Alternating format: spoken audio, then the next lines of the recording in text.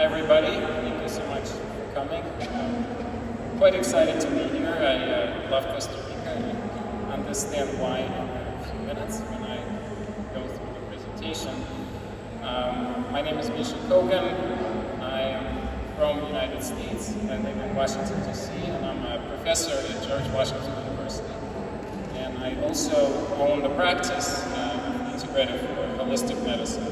In this practice, I take care of older adults. My main specialty is geriatrics. So geriatrics is the field of taking care of adults over 65. And in this format, in my profession, I've taken care of over 3,000 patients recommending medical cannabis. Successful aging is far beyond healthy and vibrant. It is rectifying internal conflicts, paradoxes, and redefining life's meaning. In 2017, I wrote a book on how to take care of older adults without use of medications or minimizing use of medications. And in a few minutes, I'll explain why it is so important, and maybe in some way even more important for your country, to start figuring out how to really engage in taking care of all ages, and especially older adults, with minimum use of medical interventions and medications. Costa Rica is doing great in longevity. It's one of the longest living countries in South America. The life expectancy at birth right now in Costa Rica is almost a full year longer than in the United States of America. Even though in America we spend more than 10 times on healthcare, and yet we just don't really allow, we don't offer our population a longevity benefit that the culture of Costa Rica, traditional culture, as well as just national healthcare system allows to do. This, what you see on the slide, is data from different countries, and you can see that Israel and Japan lead in the world, and you can also see that CRs are Costa Rica. Yes, good point.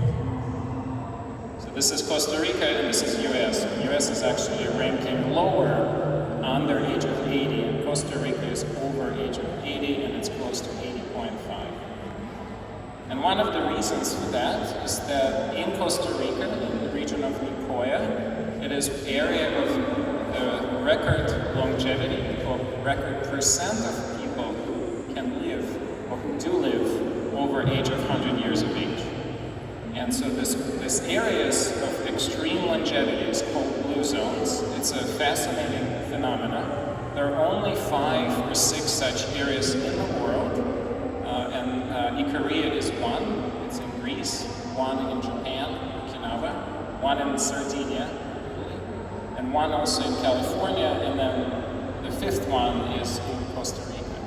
And some of the very unique features you're very well aware of. Of course, it's plan de vida, in addition to pure vida, so having a clear intent on reason to live, and having something that you really engage in, you in love of doing. High percent of minerals in drinking water, and really, in a way, one of the most important aspects of longevity that I believe often not discussed enough is what's called food as medicine. So in Costa Rica, as well as in lots of other places listed here, including Korea and Sardinia, people grow their own plants in a garden that they use as medicine. I'll show you in a second why it is so important, and unfortunately in most of civilized countries, America is, USA and a lot of parts of the Europe, that art is lost. And I think it's very unfortunate, and I hope that legalizing medical cannabis is going to be one part of not allowing for that loss of plant medicine happening. And so the reason it's so important is this. In the United States, the fact that we don't recommend food as medicine, the fact that we default on using pretty much medication for no matter what your condition is. For example, you can have a common cold and you're going to take an aspirin, and that can potentially kill you. And in fact, it kills 180 to 200,000 Americans every year. most of those people who die from correct and incorrect medication prescriptions are people over 65, and unfortunately it is the third leading cause of death in the United States of America. And so what I'm trying to say is that I hope Costa Rica and other countries that are listening will not follow this trend. They will figure out the way to not use medications for anything under the sun, and thus avoiding this unnecessary death. And we call this iatrogenic complications. It's the term that describes that we give something that has a chance of side effect. And unfortunately, the medications in our healthcare system that we are using have a very high chance of side effects. As a geriatrician, I teach my students every day that the first 4 reasons people come to the hospital in the United States of America, the older people, are side effects of medications. And only 5th and beyond is an actual diseases. And that should really be avoided. Luckily for now, in Costa Rica, prescription medication is not even on the top 10 list of causes of deaths. While in America, as you can see from this slide, this is a top third reason for dying. So how does the cannabis fit here? Well, it is definitely the safest medication that I can prescribe to my older adults. I do not have anything safer. Even very simple medications like Tylenol or acetaminophen or ibuprofen are more toxic than cannabis if prescribed or recommended correctly. I also don't have a tool in my box of medicines that will allow me to treat simultaneously multiple different conditions by using only one recommendation. And as you can see, cannabis is proven to be effective for chronic pain, for frailty, or for supporting the system when it's not doing great and it's down on energy. It's very good for certain types of behavioral disturbances where our resources are limited, and when we apply medical interventions for the dementia-related behavioral disturbances, we often cause a lot of side effects, as well as very poor sleep. So poor sleep, cannabis has a great role to play. But as I already said, one of the most important reasons that cannabis should be recommended for a high percent of older adults is the fact that it will cut down on mortality associated with iatrogenic complications or simply prescribing the standard of care medical medications, surgeries, etc. And it's also one of the most cost-effective treatments. I will talk about one particular case using cannabis for sleep in a little bit, and you will see the cost versus cost of medication. So if it's done appropriately, again, it could be also extremely low cost compared to what we currently have in our system in the United States. And also, very important to mention, among the body of evidence through multiple studies, what we know, and in contrast to a lot of medications, cannabis improves quality of life. Not only does it have a very low placebo, nocebo, or side effect profile, it actually can make people overall feel better. And especially people who have advanced, complicated medical problems such as cancer or advanced Alzheimer's disease or dementia. In America, cannabis use among people over 65 is rapidly growing. In fact, it is the fastest growing population that uses medical cannabis, is the people who are over age of 65. So what happens when we get older? What happens in our own endogenous cannabis system, or what we call an endocannabinoid system? Well, a lot of things do happen. We'll lose the potency of our own molecules that act as THC or act as the cannabis that we're talking about, so the exogenous cannabis. Anandamide, which is one of the most common endocannabinoids, decreases with aging. It is thought to be a normal phenomenon. Unfortunately, it's hard to separate what is normal decrease of anandamide versus abnormal, And so there is a lot of science and a lot of interest in how do we figure out how to minimize this effect. Can we give somebody a low dose exogenous THC starting at a certain age? And will that have a benefit, including living longer lifespan? There's a lot of unanswered questions, and I think that over the next couple of decades, we're going to have a lot of fascinating answers. For example, if we remove a binding receptor for anandamide, the CB1 receptor, in mice, turns out that those mice rapidly develop Alzheimer's disease. So is it possible that cannabis is going to be one of the treatments for Alzheimer's disease in the future?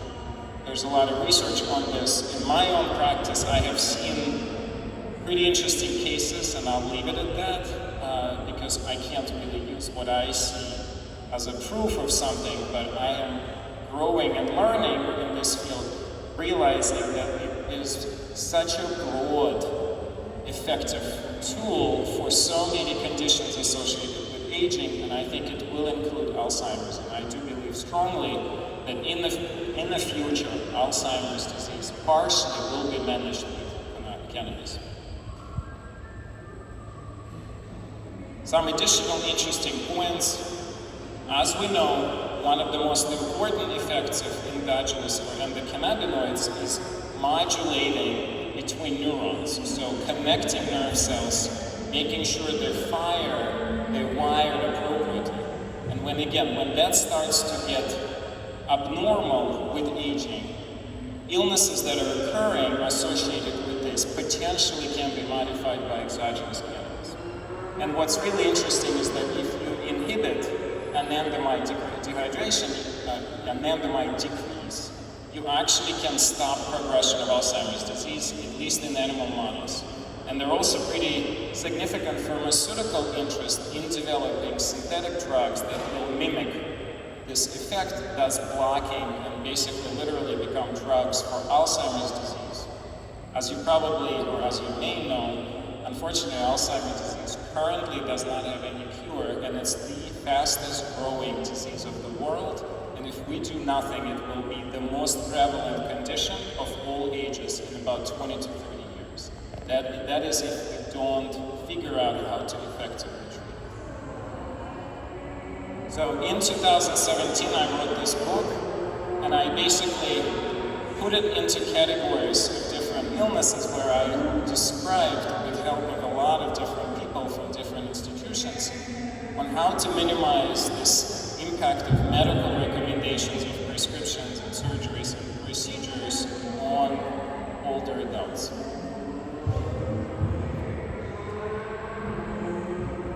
One of the largest experiences that are evidenced, that are being published, coming from Israel. Israel has been one of the first countries that legalized medical cannabis on a national level. And so they had more time to look into what actually happens when you start recommending cannabis for older adults. And what happens is pretty profound. So this is a very large sample of nearly 3,000 patients. This study has been led by Dr. Machulam, who is sort of thought to be the father of all things medical cannabis. And in this study, you can see that within 6 months of use of medical cannabis, 93% of those who take it reported improvement in their pain. And improvement was very significant. 50% reduction in pain is basically considered unachievable by standard measures unless you're using very heavy doses of narcotics or opioids, which could be very toxic. We all know that unfortunately opioids come with a lot of side effects, and their toxicity profile is quite unfavorable. This is just a detail of the study. For those interested, you can see that they have looked into great detail what happened with this large cohort. And you can see that not only over 90% reported improvement, but in 6 months, if you look at this part of the graph, right here, in 6 months, people who had intensity of pain being 10 went almost to 0. So if I prescribe my patients anything but cannabis for chronic pain, I do not have tools that are this powerful. Now, this data appears to be a lot stronger and a lot more profound compared to younger adults.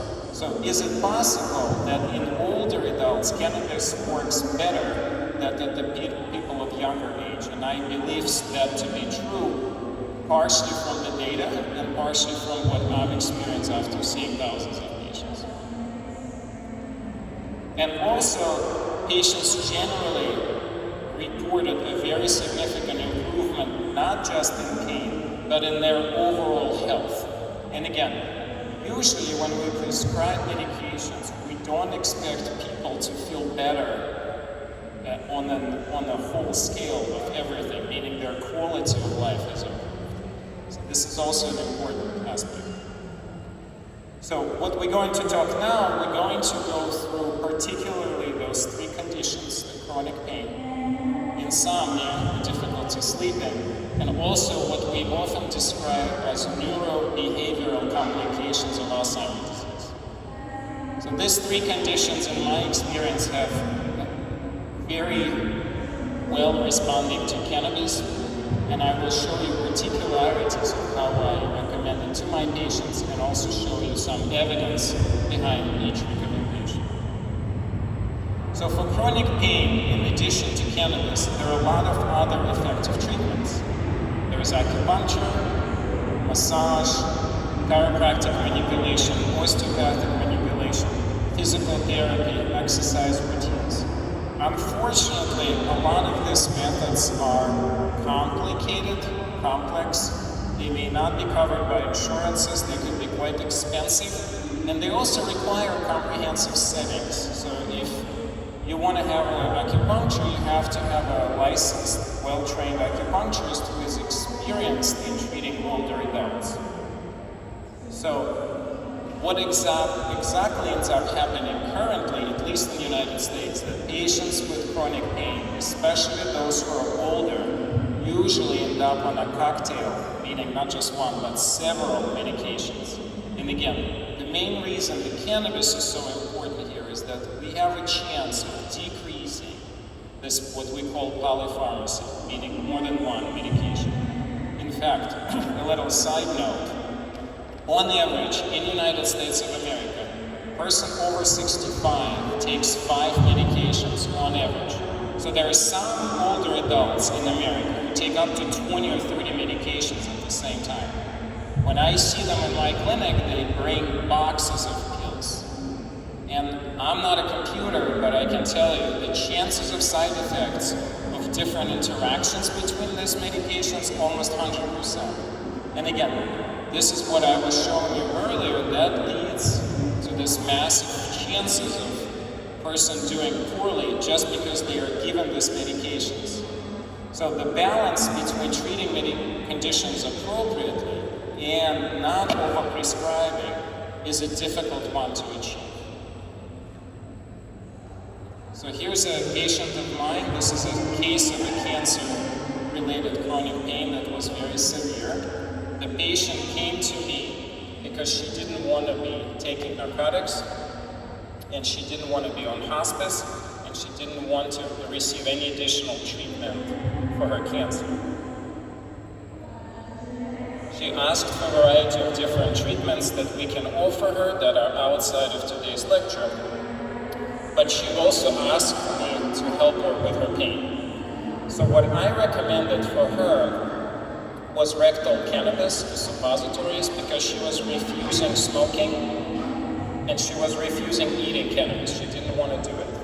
So for her, a low-dose suppositories starting at 5 milligrams 1-to-1 THC to CBD, and then over 2 weeks titrating to 25 milligrams, totally took her off of her oxycodone. She felt a lot better. Her constipation went away and she lived for almost 3 years after, even though her surgeon and her oncologist said that she had less than 6 months to live.